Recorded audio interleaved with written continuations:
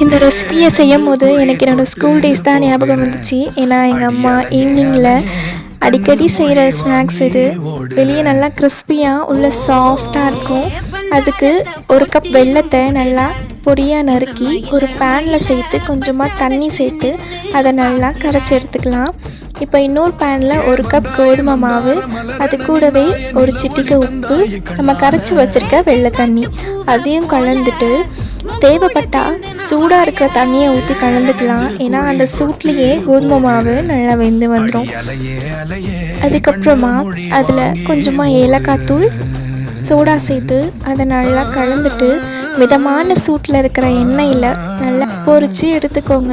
இதை நீங்கள் அப்பா மாதிரியும் போட்டு எடுத்துக்கலாம், அப்படி இல்லையாச்சும் போண்டா மாதிரியும் போட்டுக்கலாம். இதை குழிப்பணியார கல்லை ஊற்றி கூட சாப்பிட்லாம். டேஸ்ட் சூப்பராக இருக்கும்.